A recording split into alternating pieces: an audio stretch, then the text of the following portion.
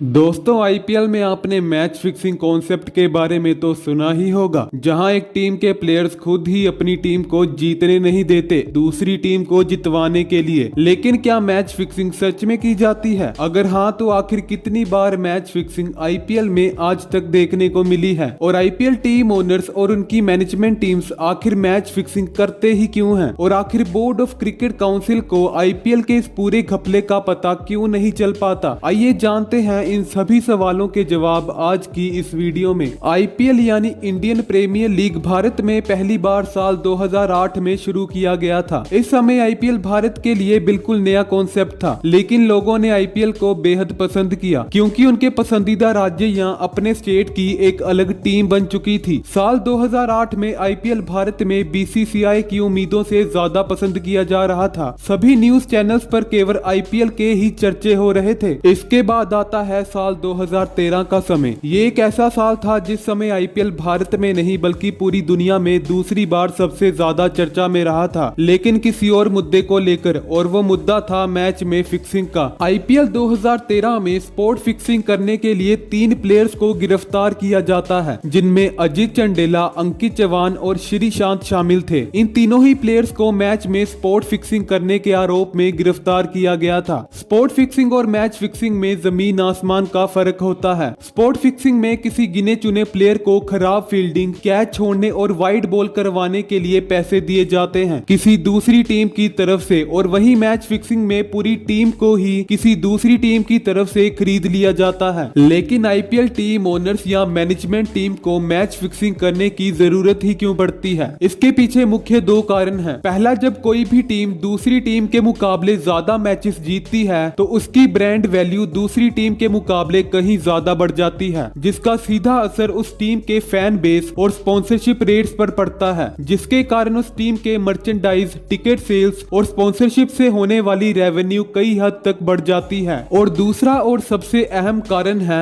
Illegal batting. Match fixing और spot fixing होने की वजह से आईपीएल टीम ओनर्स या उनकी मैनेजमेंट टीम्स को मैच के फाइनल रिजल्ट का पहले ही पता चल जाता है, और इसी चीज का इस्तेमाल ये लोग कई हजारों करोड़ों रुपए की बैटिंग में करते हैं। और unregulated online batting platforms, underground gambling networks और कुछ बैटिंग सोर्सेस जो सरकार की तरफ से पूरी तरह से इल्लीगल हैं, इस बैटिंग गतिविधियों में शामिल होते हैं, जिन्हें टीम ओनर्स या उनकी मैनेजमेंट टीम्स बड़ी ही आसानी से बेवकूफ बनाती हैं। मैच फिक्सिंग या स्पॉट फिक्सिंग एक बेहद ही लंबा चौड़ा प्रोसेस होता है, जहां सभी चीजें प्लान के मुताबिक ही चलती हैं। जैसे कि प्लान के मुताबिक किसी बॉलर को 5वें ओवर की तीसरी बॉल वाइड डालनी है तो बॉलर को वो तीसरी बॉल वाइड ही डालनी पड़ेगी, और अगर किसी फील्डर को कोई कैच छोड़ना है तो उसे वो कैच छोड़ना ही पड़ेगा। लेकिन आखिर ये प्लेयर्स मैच फिक्सिंग करने के लिए राजी क्यों हो जाते हैं? इसके पीछे का कारण है पैसा। मैनेजमेंट पार्टीज ऑपोजिशन टीम के प्लेयर्स को फिक्सिंग के लिए काफी अच्छा खासा पैसा देने के लिए तैयार हो जाती हैं, और इसी लालच में आकर प्लेयर्स फिक्सिंग के लिए राजी हो जाते हैं। और अजित चंडेला, अंकित चौहान और श्रीशांत की गिरफ्तारी के बाद बीसीसीआई काफी ज्यादा स्ट्रिक्ट हो चुकी थी। लेकिन ठीक 2 साल बाद साल 2015 में बीसीसीआई द्वारा आईपीएल में चेन्नई सुपर किंग्स और राजस्थान रॉयल्स को 2 सालों के लिए बैन कर दिया जाता है, जिसका कारण एक बार फिर से मैच फिक्सिंग ही था। लेकिन इस बार फिक्सिंग में किसी प्लेयर का हाथ नहीं था। इन्वेस्टिगेशन में पाया गया कि सीएसके टीम ओनर श्रीनिवासन को भी टीम में चल रही इस फिक्सिंग का कोई अंदाजा नहीं था। बाद में पता चला कि इन दोनों टीम्स की अपनी मैनेजमेंट टीम्स ही फिक्सिंग कर रही थी। लेकिन अब तक बीसीसीआई आईपीएल को लेकर काफी ज्यादा स्ट्रिक्ट हो चुकी थी, जिसके कारण इन दोनों टीम्स को सुप्रीम कोर्ट के ऑर्डर के तहत 2 सालों तक आईपीएल से बाहर रखा गया था। इस दौरान एमएस धोनी इस डिसीजन से बिल्कुल भी राजी नहीं थे। एमएस धोनी का कहना था कि इस पूरे घपले में इन दोनों टीम्स के प्लेयर्स की कोई गलती नहीं थी, लेकिन फिर भी उन्हें 2 सालों तक आईपीएल से बाहर रखा गया। 2015 की इस आईपीएल फिक्सिंग में 3 लोगों को पकड़ा गया था, जिनमें बिंदु दारा सिंह, गुरुनाथ और राज कुंद्रा शामिल थे। इन सब के बाद आईपीएल में चीजें काफी हद तक ठीक होने लगी थी और फिक्सिंग करना काफी हद तक मुश्किल हो चुका था। लेकिन फिक्सिंग करने वाले लोगों ने समय के साथ साथ एक नया तरीका खोज निकाला। टीवी पर हम जब भी कोई लाइव मैच देखते हैं तो उसका स्कोर 1 बॉल के बाद का दिखाया जाता है, यानी कि जब भी हम टीवी पर किसी टीम का लाइव स्कोर देखते हैं तो वो स्कोर एक्चुअल में स्टेडियम में पहले ही हो चुका होता है, और इस दौरान दौरान बुकीज का एक साथी स्टेडियम में चल रहे हर एक बॉल की खबर बाहर दूसरे बुकीज को देता है, जिससे उन दूसरे बुकीज को हर एक बॉल की जानकारी पहले ही मिल जाती है और सभी बुकीज उस बॉल पर इन्वेस्टमेंट कर पैसा कमाते हैं। और ऐसा ही कुछ साल 2019 में देखने को मिला था, जहां स्टेडियम में 7 से 8 लोगों को 14 मोबाइल फोन्स के साथ बुकीज को जानकारी देते हुए पकड़ा गया था। लेकिन सवाल ये उठता है कि क्या